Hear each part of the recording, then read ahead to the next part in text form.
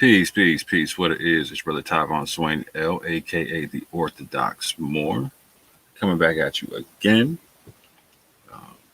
Real quick, I want to address a topic for my Muslim brothers and sisters out there. I made a previous video for my Christian brothers and sisters out there who do apologetics and whatnot, and for my Muslim brothers and sisters out there, I would like to extend a similar olive branch and whatnot. Particularly concerning a very important topic, the topic of the so-called Sunnah. And when I say so-called Sunnah, I say so-called because it's in dispute as to what Sunnah and from whom. So typically, the concept of Sunnah is used to apply to the sayings and the actions of the Prophet, peace be upon him, as recorded by other Muslims, etc., whatnot. And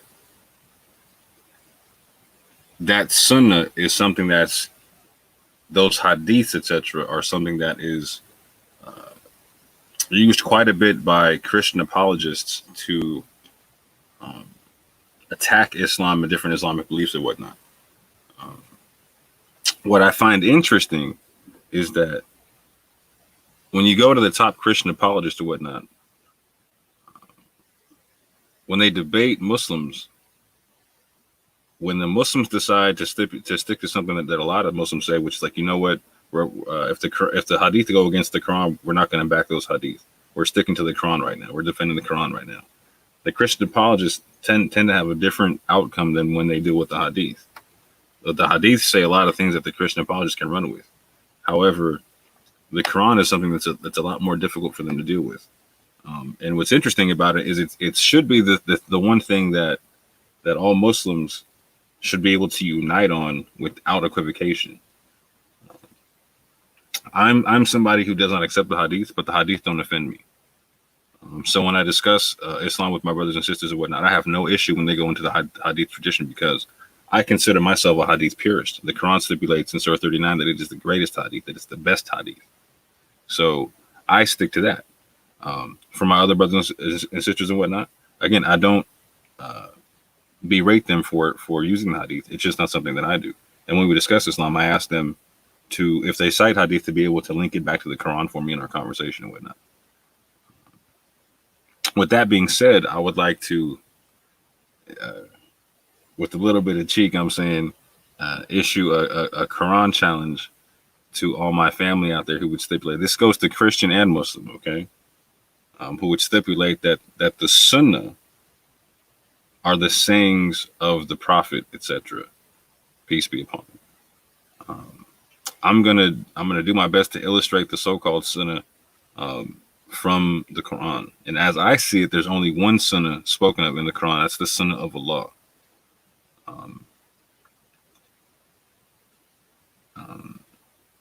And that shouldn't be something that any of us fight over.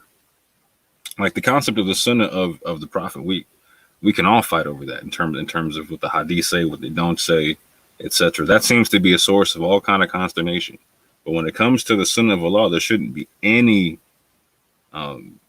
beef between the Muslims on that concept. And so I'm kind of issuing this challenge to clarify that. And also, again, like I'm saying, this is for my Christian brothers and sisters and whatnot, to understand what the Quran says about itself. So with that, I'm going to jump right into it, keep this short and sweet, and break down what is the Quranic concept of the Sunnah of Allah. What is the concept of the Sunnah of Allah in the Quran? Surah 33, ayah 38. There is not to be upon the Prophet any discomfort concerning that which Allah has imposed upon him. This is the established way of Allah for those who have passed on before, and ever is the command of Allah a destiny decree. Now, in the word by word, this is from QuranCorpus.com. You can go double check my work on this. The 11th and 12th words stipulate Sunnata Allahi, the way of Allah, the Sunnah of Allah. All right, that's one. We're going to keep score real quick, okay? This is a friendly challenge. This is the Sunnah of Allah versus the Sunnah of Muhammad, peace be upon him. Okay? So That's 133 ayat 38.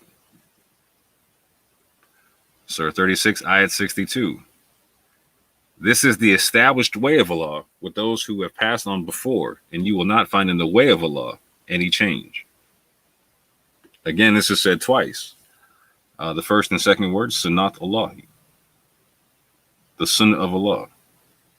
The 11th and 12th word, Li Sunnati Allahi, the way of Allah. So that's 2 and 3 right there. So we're 3-0 right now. 3-0 for my family in the UK. Surah 35, ayat 43. Due to arrogance in the land and plotting of evil, but the evil plot does not encompass except its own people. Then do they await except the way of the former peoples. So there's another sunnah right there mentioned, the way of the former peoples. But then we come back to this. But you will never find in the way of Allah any change, and you will never find in the way of Allah any alteration. So it's 2 more times right there. Li Sunnati Allahi in the 19th and 20th words. And the 24th and 25th words, Li Sunnati Allahi again. The Sunnah of Allah, the Sunnah of Allah. So I do believe that's 4 and 5 to zip, 4-5-0. Going to Surah 40, ayat 85. But never did their faith benefit them once they saw our punishment. It is the established way of Allah which has proceeded among his servants, and the disbelievers thereupon lost all. Again, the 8th and 9th word, Sunnat Allahi, the Sunnah of Allah. I do believe that is 6-0 at this juncture, 6-0.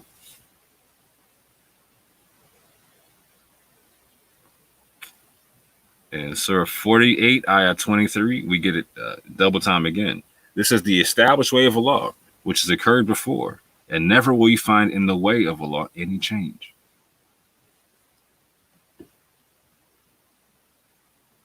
Again, the first and second words, Sunnat Allahi, the Sunnah of Allah. The 10th and 11th words in the verse, Li Sunnati Allahi, the Sunnah of Allah. That's 7 and 8 zip, 7 and 8-0.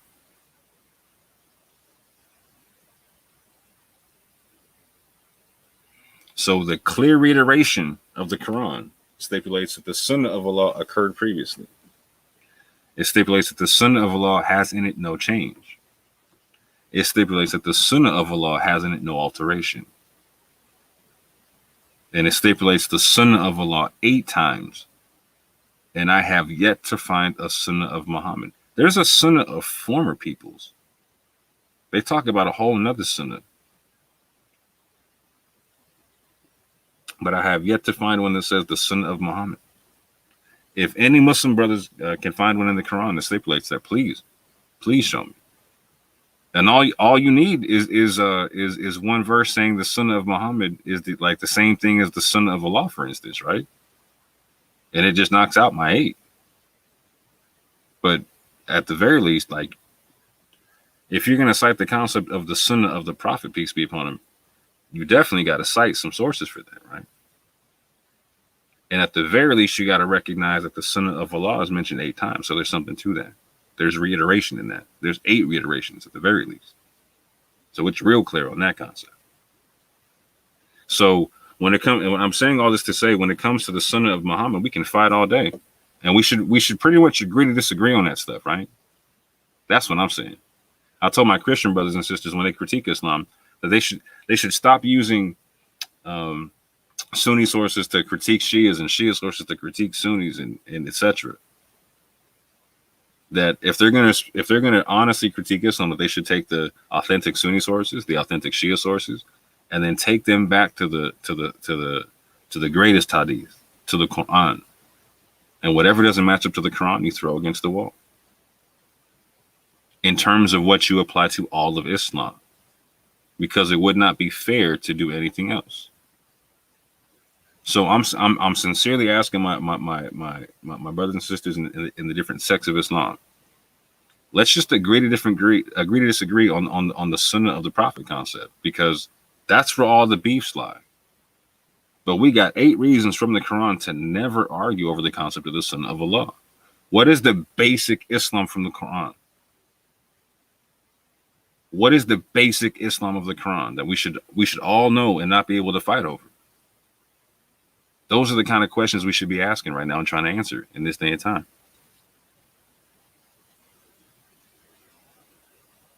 Again, it stipulates in Surah 39, Ayah 23, Allah has sent down the best statement, a consistent book wherein is reiteration. And again, it says something real interesting here. It specifies in the word by word, it's the best hadith. Allah has revealed the best hadith, hadithi. A consistent book wherein is reiteration. That's why I'm stipulating that there is definitely a hadith that we can't argue over. We don't, like the Quran says it's the best one. If you want to talk about the hadith of Muhammad, okay, I can understand that.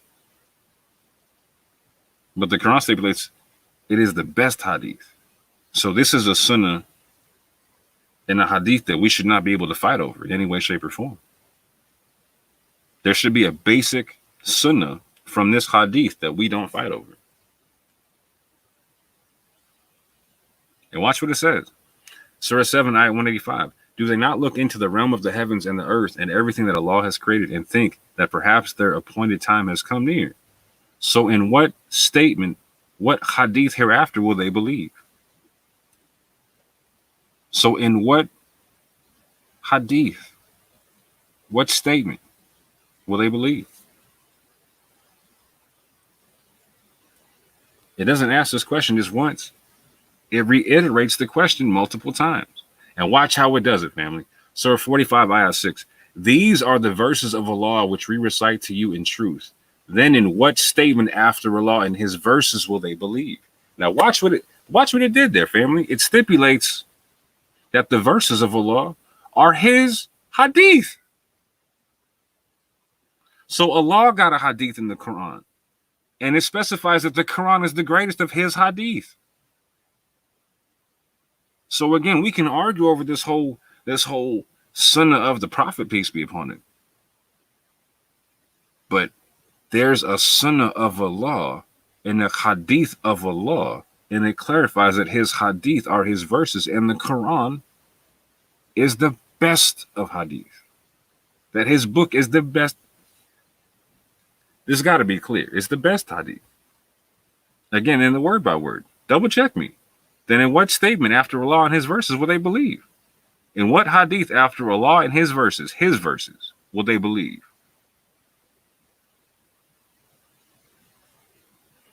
Goes on to reiterate the same question again. That's twice it asked that question. Surah 77, Ayah 50. Then in what statement after the Quran will they believe? It doesn't say Quran in the word by word.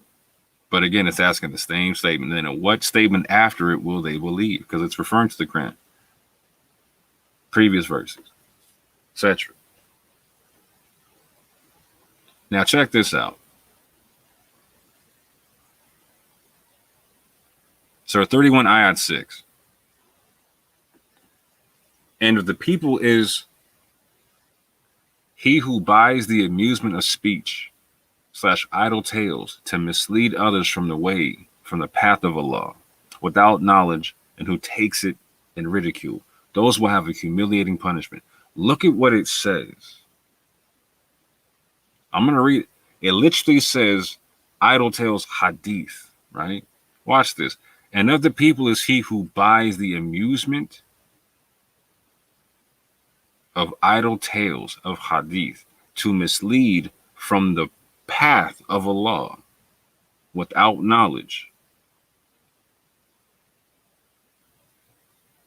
So there's going to be, let me just clear this up real quick and get real clear with it, right?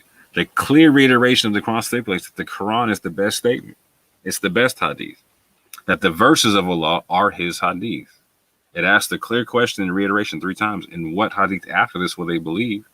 And then it specifies that there will be idle tales, idle hadith, that will be used to mislead the people from the path of Allah.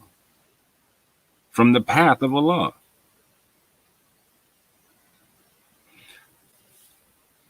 So again, we can argue over the sunnah of the Prophet all day, but we shouldn't be able to argue over the sunnah of Allah. So with that, I say peace and love.